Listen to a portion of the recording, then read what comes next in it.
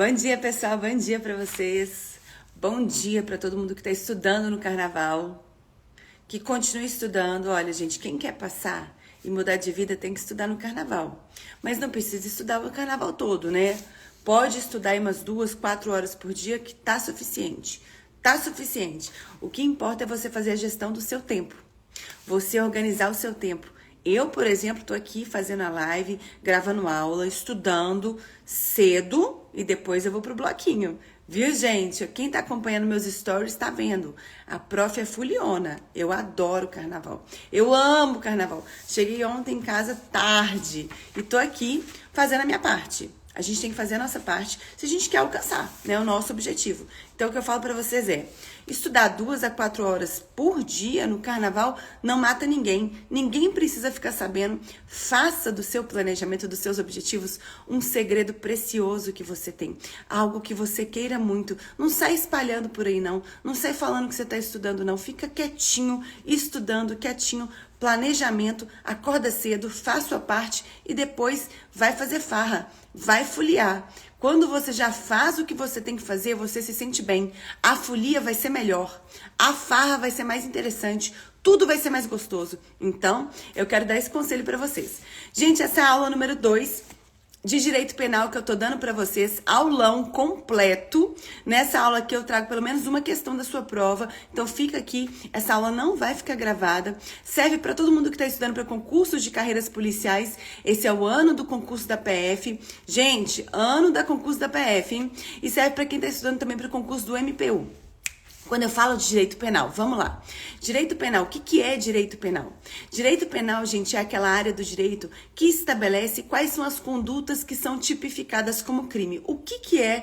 Quais são as condutas criminosas? Quais que são as condutas criminosas? Prof, qual que é a diferença entre direito penal, criminologia e política criminal? Isso pode aparecer na prova? Pode. Vamos lá. Criminologia, gente, esse finalzinho, esse sufixo logia vem de quê? De estudo, de ciência. Biologia é uma ciência. Quando eu falo de criminologia, eu tô falando de uma ciência que vai estudar as razões pelas quais aquela pessoa, aquele indivíduo está cometendo aquele crime. As razões pelas quais a criminalidade é muito grande naquela região. O que pode ser feito para reduzir os impactos dessas condutas? Isso é criminologia. É uma ciência que estuda. Entendi. E política criminal? Gente, política, né, vem de poder político. Política criminal são as ações governamentais, ações que o Estado pode desempenhar para reduzir a criminalidade. Então, tem 3 conceitos diferentes aí, ó. Direito penal, criminologia e política criminal. Direito penal, aquela área do direito que vai o quê? Estabelecer quais são as condutas que são tipificadas como crime. Isso é direito penal. Criminologia é uma ciência que estuda as razões pelas quais está sendo praticado aquele crime. Por que naquela região tem mais crime? O que está acontecendo? É uma ciência que vai estudar essas razões. E política criminal são as políticas que o Estado pode desempenhar para reduzir a criminalidade, para reduzir os impactos daquela ação. São as políticas governamentais, ações governamentais. Beleza. Prof, quando você fala de direito penal, você está falando aí dessa área do direito que estabelece quais são as condutas tipificadas como crime. Eu já entendi isso, prof. Mas deixa eu te explicar aqui. Quem é que pode, quem tem competência para legislar sobre esses pontos? Gente, no Brasil, a União é o ente federado que tem competência para estabelecer quais são as condutas que são tipificadas como crime. A União tem essa competência. Entendi. Então, só no Brasil é a União que vai estabelecer que uma determinada conduta ali é criminosa. Exatamente. Só que a União ela pode delegar essa prerrogativa que ela tem para os estados legislarem sobre questões específicas? Sim. Vamos dizer que num determinado estado existe uma situação muito específica nos portos daquele estado, um contrabando que acontece, é uma questão específica. A União ela pode delegar a competência de legislar sobre direito penal para aquele estado e aquele estado vai poder tratar sobre aquela questão do contrabando de forma específica? Pode.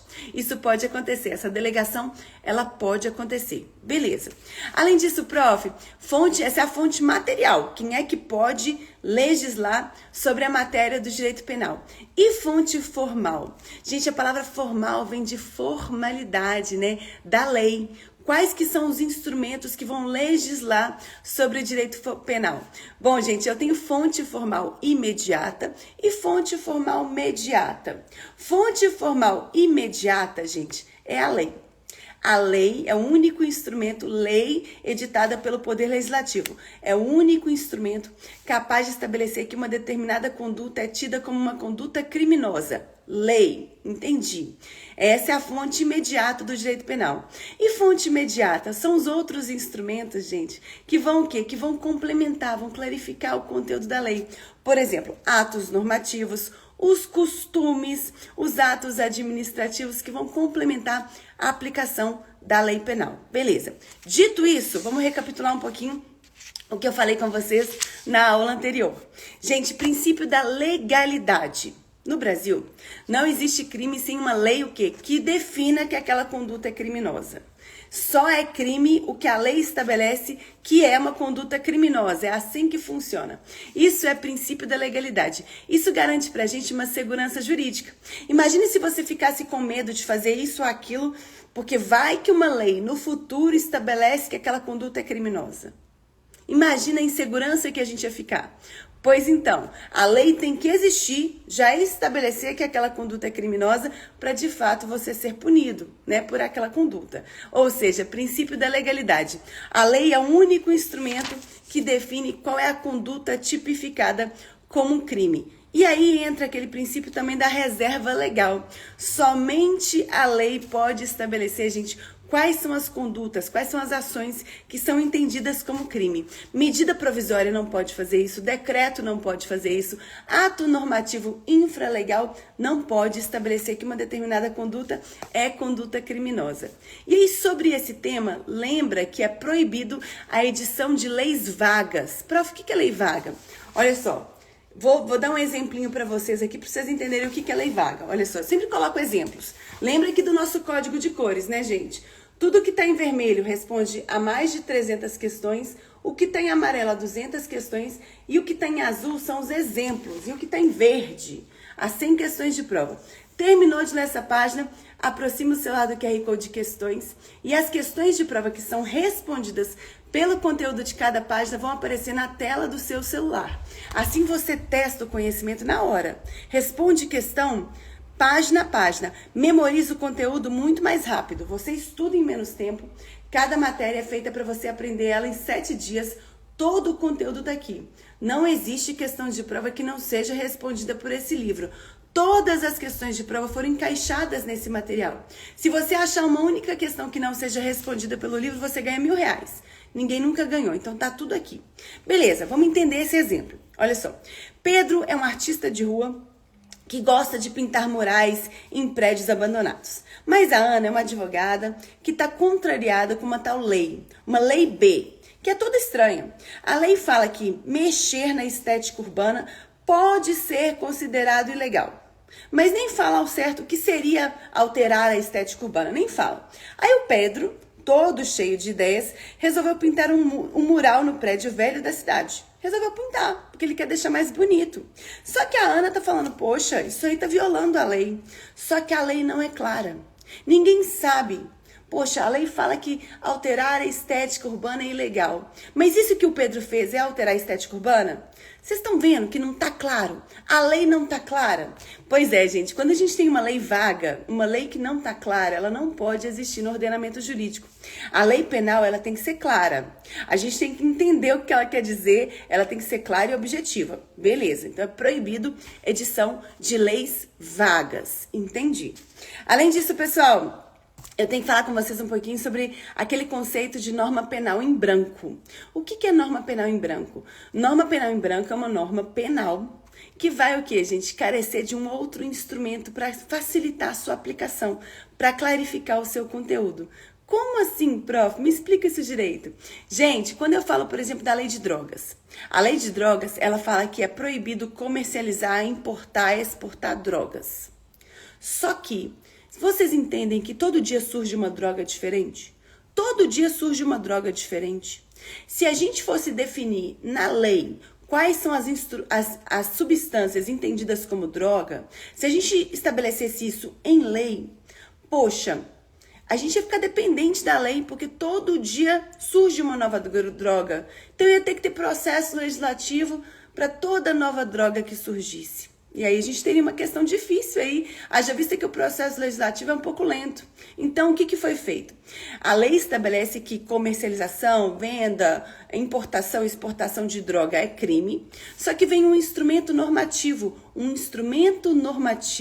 que estabelece quais são as substâncias que são entendidas como droga. Ou seja, eu tenho uma lei aqui que estabeleceu que comercializar, vender, importar droga é crime. Aí eu tenho aqui um instrumento normativo, uma norma, um instrumento infralegal, tá abaixo da lei na hierarquia das normas. Um instrumento normativo que vai estabelecer quais que são as substâncias que são entendidas como droga. Isso é norma penal em branco, uma norma penal que estabelece uma conduta criminosa, mas que carece de um outro instrumento para lhe dar o quê? Aplicabilidade, para facilitar a sua aplicação. Isso é norma penal em branco. Esse também é um ponto importante que pode cair na sua prova. Entendi. Além disso, gente, princípio da irretroatividade da lei penal. Se surgir hoje, ontem você estava pulando o carnaval, você fez poucas e boas. Se surgisse hoje, né, você estava ali empurrando o trio elétrico. Se surgisse hoje uma lei que falasse que empurrar o trio elétrico é crime, você poderia ser punido pela conduta que você praticou ontem? Não. Por quê? Porque ontem essa conduta não era criminosa. Então, você não pode ser punido por algo que a lei não estabelecia como crime, porque a lei penal ela não retroage para o passado. Ela não vai retroagir para o passado. Ah, prof, entendi, ela não retroage para o passado. Correto, a lei penal não retroage. Então, e quando eu tenho uma situação em que uma lei nova torna a pena para aquele determinado crime mais branda, mais leve? Exclui algumas atenuantes. Quando eu tenho uma lei nova que é mais benéfica para o réu, para o criminoso, e aí? Ela vai retroagir para atingir os crimes que já aconteceram, para beneficiar o réu? Sim, gente, nesse caso, sim, a lei penal ela só retroage quando ela é mais benéfica, quando ela for mais interessante para o réu. Aí ela vai retroagir, inclusive atingindo o quê? Sentenças que já foram o quê? Coisa julgada, já formaram coisa julgada. Exemplo, Caio foi condenado por furto, pena de 3 anos. Passados 2 anos, a lei nova modificou a pena máxima do crime para 2 anos, mudou. A pena máxima agora é 2 anos. Poxa, essa lei vai beneficiar Caio. Por quê? Dá a ele a liberdade, porque ele já cumpriu 2 anos e ele vai o quê? Ele vai entrar em liberdade. Por que razão? Porque a lei nova diminuiu a pena e ele já tinha cumprido 2 anos, que foi o quê? Que foi estabelecido como pena máxima pela lei nova. Lembre-se que a lei nova ela só retroage para o passado para beneficiar o réu, para ajudar o réu. Entendi, prof, entendi. Só nessa situação. E quando a gente fala de pena, prof, como é que funcionam as penas, as penalidades aplicadas no Brasil? Gente, a lei vai regular a individualização das penas e no Brasil é aplicada a pena de privação ou restrição de liberdade, perda de bens, multa, prestação social alternativa, suspensão ou interdição de direitos. São essas as penas que podem ser aplicadas no Brasil. E quando a gente fala de individualização da pena, o que quer dizer? Quer dizer que você não pode ser punido por algo que seu pai fez, que sua mãe fez. Não pode. Você não pode ser punido por isso. Salvo no que tange a penalidade de perdimento de bens, se os bens foram transferidos para você. Como assim? Digamos que o seu pai cometeu uma grande fraude financeira. Seu pai ficou rico com essa grande fraude financeira. Ele foi condenado por esse crime. Só que ele transferiu todos os bens todo aquele dinheiro que ele auferiu ilegalmente, ele transferiu para vocês. Ele foi condenado por esse crime, agora o seu pai vai ser preso, vocês não vão ser presos, vocês são filhos. Vocês não serão presos. Mas o patrimônio que foi transferido para vocês, que é oriundo desse crime, esse patrimônio vocês vão ter o quê? Que devolver. Correto? Vão ter que devolver nos limites, né, do que foi transferido para vocês. Exemplinho, olha só. João cometeu um crime de homicídio contra Marcos, conforme estabelecido no artigo 121 do Código Penal. Como resultado, ele foi sentenciado a 15 anos de prisão e condenado a pagar uma indenização de R$100 mil ao filho do Marcos. Durante o cumprimento da sua pena na prisão, o João faleceu na prisão.